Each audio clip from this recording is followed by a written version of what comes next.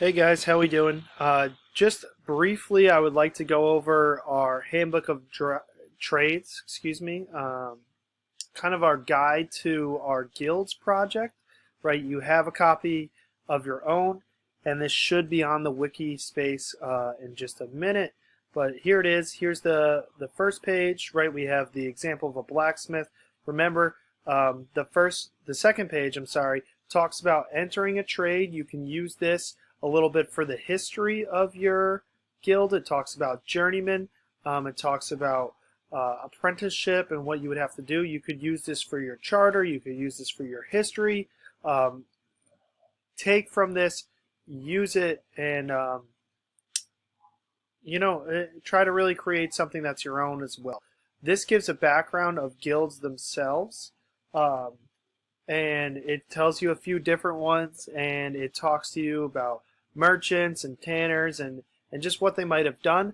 Remember, you don't have to do one of these. You can create your own, but these are just launching boards, ideas to get you started, right? This is your most important and most useful page, I think.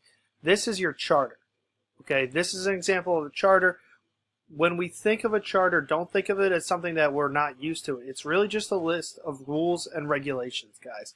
Your fee, your rules, your punishments, how much does your product cost, how long do you have to be an apprentice, how long do you have to be a journeyman, what does it take to be a master, etc., etc. And this is where you can really get creative. Come up with your own stuff. Remember, this is medieval Europe, so not a lot is out of the picture here, the realm of possibilities. You can just be appropriate, right? We can have torture, we can have as a punishment, we could have all sorts of stuff, but just try to make it as accurate as possible, right?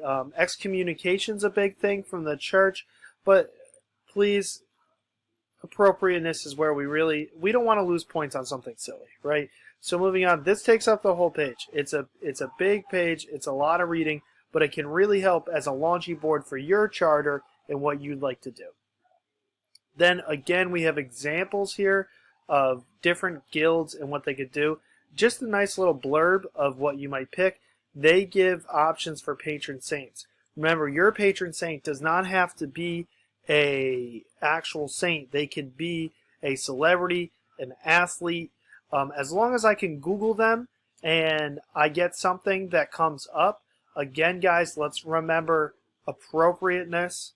When I Google them, I shouldn't be Googling something that you wouldn't want me to see, that you wouldn't want your father or mother to see. Make sure it's appropriate. I am very lenient, but let's not get out of hand, okay? But those are just examples, again, of what we could pick. If you're completely stuck, you could go and be a weaver. But I want you to be creative with this. Creativity is a great way to get points on this. And then there's an even bigger list all the way at the bottom that gives you a bunch of different guilds. Okay. Finally, your coat of arms, right? Remember, I gave you the example in class about McDonald's with the 2 fries making the M. You want to know what they're creating from your shield. This is the basic type of look for your shield or your coat of arms, and this is the basic look for your coat of arms. But you can make it in the shape of whatever you want, okay? There's a few references down here that you can look into if you'd like, but it's pretty straightforward, guys. Please refer to this. This is like your, if you're religious, this is your Bible, your Quran, your Torah, whatever you want to call it for this project, okay? Bring your questions in the class, email me, etc.